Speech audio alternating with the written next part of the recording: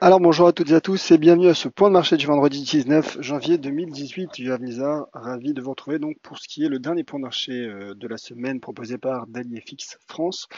Alors avant de passer au graphique et au marché, je vous laisse prendre connaissance donc de l'avertissement légal sur les risques et je vous rappelle bien sûr que vous disposez du chat pour laisser vos commentaires et poser vos questions.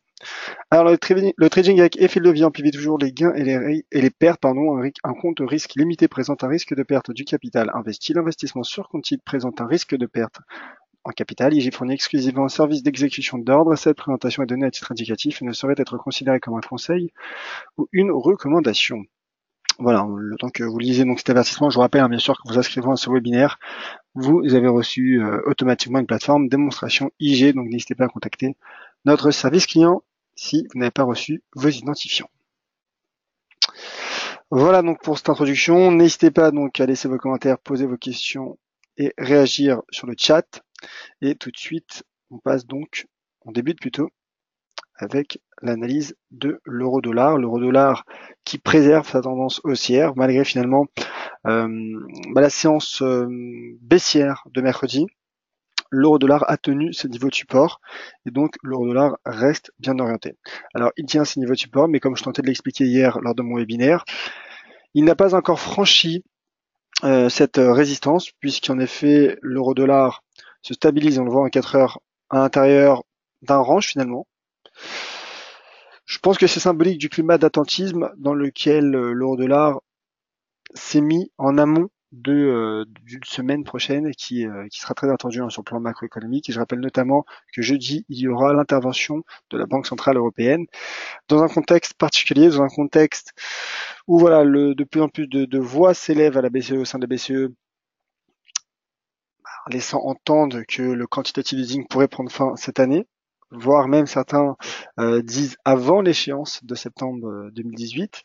Et je rappelle bien sûr que les minutes, donc le compte rendu qui a été publié, le compte rendu de la dernière réunion de politique monétaire de la BCE qui a été publié mercredi dernier, donc la semaine passée, a été plutôt hawkish, plutôt non accommodant, ce qui laissant entendre également donc finalement la mise en place d'un resserrement monétaire, la poursuite de ce resserrement monétaire de la BCE tout au long de cette année. Donc sur les graphiques, cela se matérialise avec un range entre les 1,2288 et les 1,2190. Alors voilà, ce seuil n'a pas été cassé. Alors oui, peut-être une très légère cassure en données 4 heures, mais qui a ensuite abouti dans la foulée sur un doji qui est une bougie d'indécision, qui explique donc ce rebond à proximité de ce support. Cela correspond, comme je le disais aussi hier, à ce cours, à ce point bas, notamment à ce point bas de la séance, de cette bougie 4 heures, qui est apparue donc en fin de séance vendredi dernier. Donc finalement, l'euro-dollar tient ses niveaux de support à court terme et il ne casse pas non plus ses résistances. En tout cas, cette semaine, il n'a pas cassé ses résistances en données en clôture et en bougie 4 heures. Donc là, je pense qu'à court terme, en effet, il y a un risque de repli sous les 1,2288 et un retour sur les 1,2190 me paraît possible. Ce qui me fait dire ça, c'est tout simplement déjà les niveaux de chartiste. On voit qu'il y a peut-être un léger repli en termes de volatilité et surtout le momentum qui n'a pas l'air de suivre. Le momentum qui commence un peu à diverger. Donc je pense qu'il y a un risque baissier à court terme, je dirais un risque de repli technique en direction des 1,2190 pour l'euro-dollar. Voilà, au vu notamment du calendrier macroéconomique aujourd'hui, car quasiment aucune statistique de premier rang n'est attendue, que ce soit au sein de la zone euro ou aux États-Unis. Voilà. Attentisme du marché avant une semaine chargée. La semaine prochaine, il n'y aura pas que la BCE, il y aura également des statistiques très importantes aux États-Unis, avec le taux de croissance, entre autres. Donc voilà, je pense que stratégie de trading range à court terme, je dis bien à court terme, c'est-à-dire que lors des prochaines séances me paraît probable. Sur du moyen terme, bien sûr, ma stratégie reste haussière. Je pense qu'à moyen terme, l'euro-dollar pourrait rejoindre le seuil à 1,25. Pourquoi ?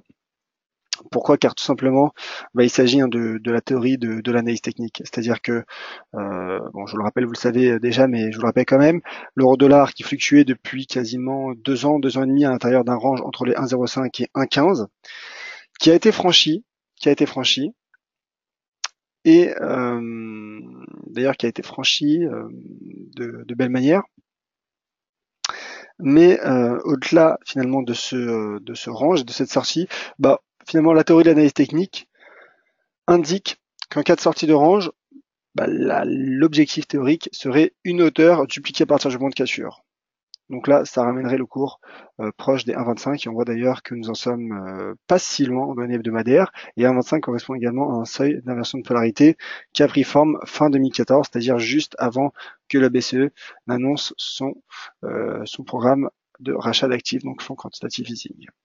Voilà, donc à moyen terme, je reste haussier. Sur du court terme, vous l'avez compris, la hausse serait selon moi relancée en cas de franchissement des 1,2288. D'ailleurs, on voit que le marché le travaille de plus en plus. Finalement, le franchissement pourrait avoir lieu aujourd'hui. Voilà, on voit que le marché tente d'accélérer. On verra. Voilà, je pense que tout simplement le signal haussier serait donné soit en cas de franchissement des 1,2288, soit en cas de rebond des 1,2080 du cours du seuil, pardon, en cas de rebond sur le seuil à 1,2190. Voilà, donc pour l'euro dollar, on va passer aux autres paires majeures. On va passer au GBP USD, car le GBP USD reste bien orienté, profite lui aussi de la faiblesse du dollar américain et qui est en train lui aussi de franchir son point haut atteint au mois de janvier, point haut annuel en cours. Voilà, le marché donc est sur ses plus hauts. À moyen terme, vous connaissez ma stratégie puisque je l'évoque quasiment à chaque webinaire, elle est haussière. Depuis depuis le franchissement la semaine passée de cette résistance à 1,3660, résistance qui a été formée suite à la victoire du Brexit au Royaume-Uni. Donc sur du long terme, je pense que 1,4460, mais là c'est vrai que c'est une cible long terme. Sur du court terme, voilà, sur du court terme, donc le cours reste lui aussi donc très bien orienté. On voit que le momentum accélère. Le RSI croise à la hausse la borne 70. Donc je suis plutôt optimiste pour le GBP USD. Voilà, je suis plutôt optimiste.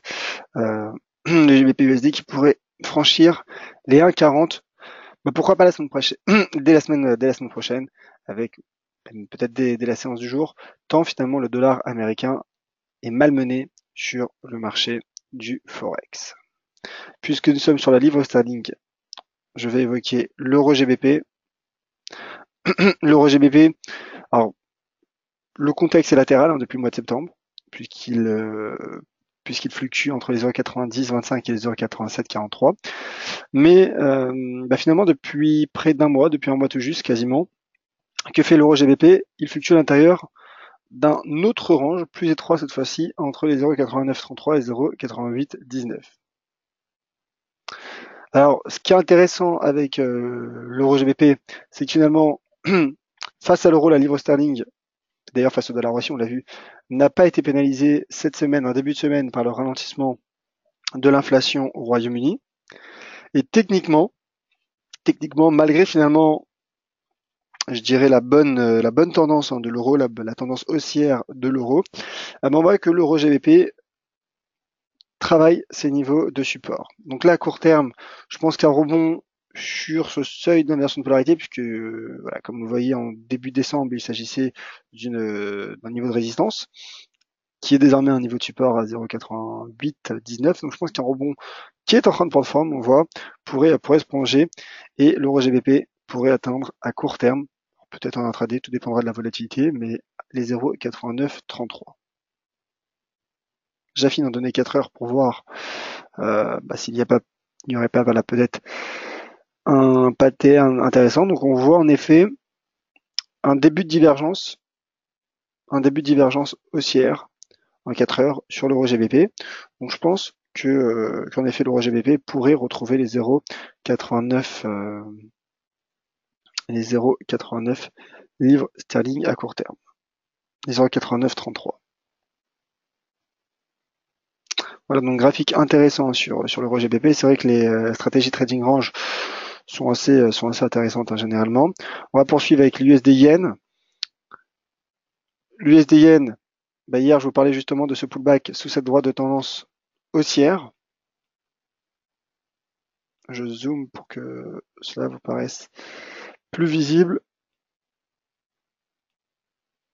Vous voyez, donc ces droites de tendance haussière formées depuis la séance du 17 avril qui soutenait les cours, couvrent désormais l'USD Yen et un échec donc a pris forme. Le cours a atteint, a retrouvé son support à 110,50. Donc là, c'est pareil, comme je disais hier, une cassure de cette zone de support entre les 110,50 et 110,30 conduirait l'USD Yen sur la partie inférieure de son range à 108,55. Le range cette fois-ci qui a été formé depuis l'entame, le début, le premier trimestre de l'année 2017. Donc c'est pour vous dire l'importance de ces niveaux de support et résistance, donc entre les 108,55 et 114,50. Voilà, donc stratégie plutôt baissière sur l'USD Yen qui serait relancée en cas de cassure des 110,30. Selon moi, bien sûr, ce n'est que mon avis subjectif. USD CAD, alors hier, j'évoquais une stratégie haussière. Je maintiens ma stratégie haussière pour viser un retour sous les 1,2680.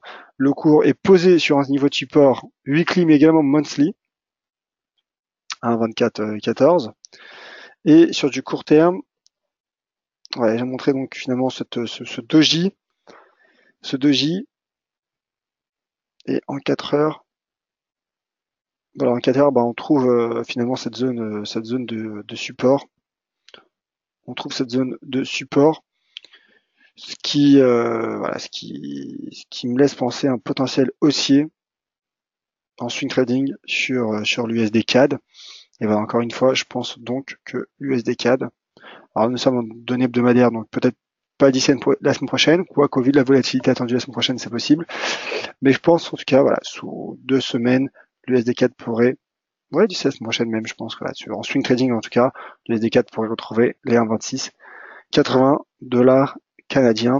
Et pour être complet, je rappelle bien sûr que mercredi, la Banque du Canada a relevé de 25 points de base le niveau de ses taux directeurs, ramenant son principal taux à 1,25%, le taux de refinancement.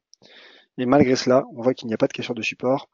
C'est donc plutôt bon signe pour l'USD CAD, a priori bien sûr, et cette stratégie sera invalidée en cas de cassure des 1,2414 en données hebdomadaires. Voilà pour l'USD CAD. Je vais passer je passe au DAX. Jette un œil aux éventuelles questions, jette un œil sur le chat. Justement, sur le chat, il y a des questions. Bonjour Catherine, bonjour Frédéric, Olivier, Ramzi, bonjour à tous. Alors justement, il y a des questions sur le Forex, donc je vais rebondir dessus avant de passer sur le DAX. Catherine qui demande, peut-on connaître la tendance en intraday sur l'USD CHF et le FTSE? Alors ce qu'il faut savoir sur l'USD CHF, c'est qu'il est inversement corrélé à l'euro-dollar. Alors vu qu'à court terme, donc en intraday, très court terme en tout cas, la tendance est plutôt latérale, on l'a vu sur l'euro-dollar. Alors on analyse ce que nous disent les marchés. Alors bien sûr, c'est une corrélation inverse, mais qui n'est pas inverse à 100%. C'est une tendance, la tendance qui est généralement inverse. Alors l'USD CHF justement, l'USD CHF qui tente de former un support, sur les 0,9575, quasiment 0,9590.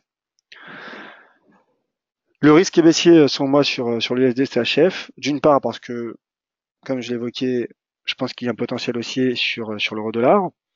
Et d'autre part, il y a eu une cassure la semaine passée, il me semble, des 0,9734, cassure de support. Donc le contexte est plutôt baissier sur l'USD CHF. Maintenant, vous demandez un scénario intraday. Là, regardez. Le cours s'enfonce, mais on voit qu'une contradiction baissière entre prix et momentum est en train de prendre forme. D'autant plus que si la bougie 4 heures clôturerait de cette manière, ce serait quasiment un marteau. Ce serait donc bon signe pour l'USD CHF en intraday, bien évidemment. Je pense que l'USD CHF du coup pourrait repasser au-dessus des 0,96 francs suisses. Pourquoi pas dès aujourd'hui, dès la séance du jour. J'affine en données horaires. Voilà, en données horaires. Alors qu'il ne dit pas grand-chose ce graphique. Moi, c'est surtout ce graphique 4 heures qui m'intrigue et de voir si cette contradiction va se matérialiser ou non. Alors concernant le FTSE, je vous l'évoque, voilà, il est là dans un instant. Alors le FTSE qui reste bien orienté, et lui aussi qui, malgré son repli, tente de tenir un niveau de support en données journalières, un niveau de support à 7710 points quasiment, puisque c'est de l'intraday, donc on affine. Alors on retrouve finalement, on ajuste ce niveau de support, on peut l'ajuster à ce seuil, 7685 points, qui pourrait donc être favorable au FTSE à court terme. Voilà. Bon, en tout cas, en cas de cassure, des 7684, là, clairement, le FTSE pourrait corriger, poursuivre sa correction jusque les 7585 en swing trading. Alors, il y avait une autre question, et ensuite, je passe au DAX et Ramzi sur l'AID USD. C'est vrai que j'en ai pas parlé de l'AID USD aujourd'hui. Le DAX, je sais que vous l'attendez, il arrive dans un instant. L'AID USD qui a poursuivi, qui a prolongé sa remontée suite aux très bons chiffres de l'emploi paru hier en Australie, du moins dans la nuit de mercredi à jeudi. Mais finalement cette remontée de l'AID USD suite à un avalement haussier sur support oblique, droite de tendance donc formé depuis le mois de janvier 2016, avalement haussier magnifique, et cette remontée qui se matérialise par quasiment 6 semaines de hausse consécutive, si le cours clôture la semaine dans le vert et il est bien parti pour ce soir, cela conduit l'AID USD sous cette importante résistance à 0,8068. Donc la dynamique est haussière sur l'AID USD, mais dégager une stratégie haussière sous résistance, je ne peux pas le faire. Donc ce que je peux faire en revanche, c'est attendre soit un franchissement, donc c'est-à-dire une clôture hebdomadaire au-dessus des 0,8068 $, soit tenter de dégager une stratégie baissière sous résistance, mais au vu de la dynamique actuelle, il y a tout de même un risque de franchissement. Surtout que le dollar américain est malmené sur le Forex. Voilà mon cher Ramzi, alors on va passer aux indices européens. Alors j'ai parlé un petit peu du FTSE, mais on va surtout évoquer le DAX et le CAC. Donc n'hésitez pas à laisser vos commentaires et vos questions sur le chat, puisque ce webinaire donc touchera sa fin suite à ces analyses. Avant les questions bien sûr. Écoutez, le DAX, comme je l'expliquais hier, il a formé un marteau inversé en données journalières mardi sur un support à 13 165 points qui est le support à surveiller à court terme. Le DAX a tenu son support, suite donc notamment à ce marteau inversé qui est une bougie de retournement à la hausse, et le DAX retrouve logiquement son précédent sommet atteint en début d'année, très proche des 13 400 points, 13 400 points. Donc, en intraday, reste à savoir si le marché prolongera ou non ce sommet. Est-ce qu'il y aura des breakouts aujourd'hui? Alors déjà, il y a peu de statistiques macroéconomiques, quasiment aucune d'importance majeure. Donc cela ne favorise pas les mouvements de franchissement et de cassure. Mais on voit tout de même une accélération du DAX. Donc là, pour ce qui est du court terme, clairement, un franchissement des 13 400 points relancerait ma stratégie haussière pour viser à court terme les 13 500 points. 13 500 points qui est quasiment le plus haut historique du DAX. Alors j'affine en données 4 heures pour voir s'il n'y a pas justement une divergence baissière ou un pattern de retournement à la baisse sous ce sommet. Pour le moment, il n'y en a pas. Mais c'est ce qu'il faudra surveiller tout au long de la séance selon moi. Est-ce que sous les 13 400 points, il y aura, je ne sais pas, peut-être une divergence baissière en 4 heures entre cours et RSI? Est-ce qu'il y aura la formation en données horaires ou en données 4 heures d'une shooting star, d'un pendu, d'un marteau? Voilà. ce sont ces éléments sur lesquels il faudra s'attarder. En tout cas, à court terme, un risque de repli technique existe sur ce sommet historique, sur cette résistance à 13 400 points. Mais voilà, au vu de l'accélération du cours, bah là, je me dis qu'un franchissement est possible. Le cas échéant, 13 500 points serait donc mon objectif de cours à court terme. Voilà, pour le moment donné horaire, on voit que le DAX poursuit sa remontée et le RSI croise à hausse la bande 70. Donc j'ai envie de dire, il y a un risque de franchissement, un risque de breakout, mais qui n'a pas encore lieu pour le moment. On analysera bien sûr tout au long de la séance, notamment sur Twitter, @juavnizar, l'évolution des indices européens, je l'espère. Voilà, avant de nous quitter donc le CAC, puis les questions. Le CAC qui rebondit, lui aussi. Stratégie de trading range parfaite à court terme. En données 4 heures, vous voyez entre les 5478 et 5537 points. Le CAC a rebondi sur support et donc il part tester les 5537 points. Sous ce seuil, comme je le disais pour le DAX, donc il y a un risque naturel baissier sous une résistance. Bien qu'elle soit court terme, c'est une résistance quand même. Mais toutefois, bien sûr, en cas de franchissement des 5537 points, et ben là, le CAC, pourrait prendre la direction des 5600 points sur du moyen terme, bien évidemment. Voilà, donc c'est vrai qu'il y a des configurations intéressantes, surtout sur le CAC. J'apprécie, comme je l'ai dit, j'apprécie les trading range, puisque notamment pour gérer son risque, c'est relativement optimal. On peut gérer son risque donc avec les deux bornes extrêmes. Voilà pour ce que je pouvais vous proposer aujourd'hui. J'espère que ça vous a plu. Peut-être quelques questions.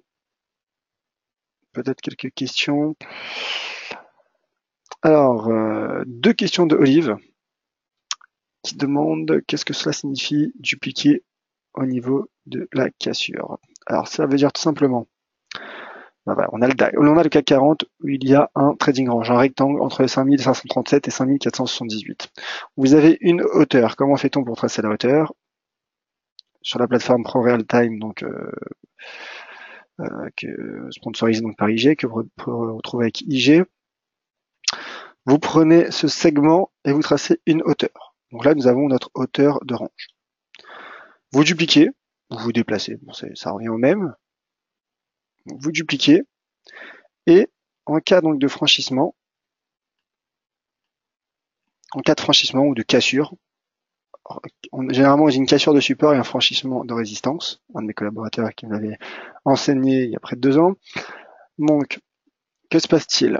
Si le CAC donc franchit les 5537, l'objectif théorique de l'analyse technique serait celui-ci, la hauteur dupliquée à partir du point de cassure, c'est-à-dire en l'occurrence le franchissement de cette résistance à 5537, ce qui donc théoriquement pourrait ramener le CAC sur les 5597, donc les 5600 points, puisque c'est vrai que le marché aime bien les chiffres assez symboliques, psychologiques, mais en tout cas, voilà de quoi il s'agit. Et bien sûr, idem, en cas de cassure baissière, là ce serait cette hauteur que donc vous dupliquerez à partir donc des sous les 5478 points, ce qui pourrait donc ramener le CAC 40 vers les 5415 points. J'espère avoir été clair. Et pour l'autre question d'Olive, merci Olive. Alors, bien sûr, inversement. Alors l'autre question, c'était toujours aussi sur le Dow Jones. Pour le moment, je ne vois pas de signe baissier. Alors voilà, le Dow Jones.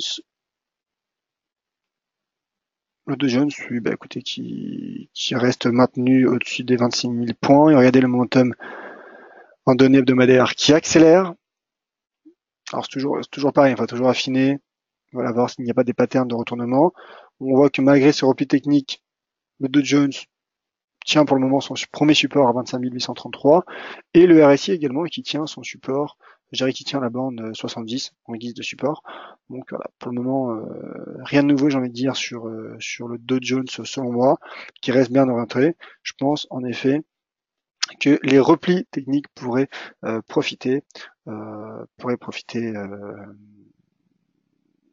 pourrait permettre plutôt d'entretenir cette tendance haussière sur le Dow Jones. Écoutez, voilà, je pense qu'il n'y a plus d'autres questions. Merci Catherine, bon week-end à vous aussi. Et donc simplement avant de nous quitter, je vous rappelle, donc n'hésitez pas donc à contacter le service client si vous n'avez pas encore reçu vos identifiants pour cette plateforme de démonstration auquel vous avez été automatiquement inscrit lors donc de ce webinaire.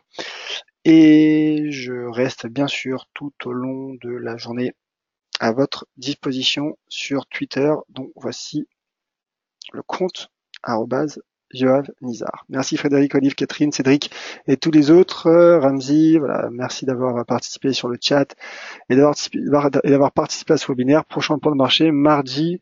A priori, ce sera à 14h30. Vous serez informé sur Twitter et s'il y a un changement, par email. Voilà. Bon week-end à toutes et à tous, soyez prudents et à bientôt. C'était Yoav Nizar pour DailyFX France. Merci.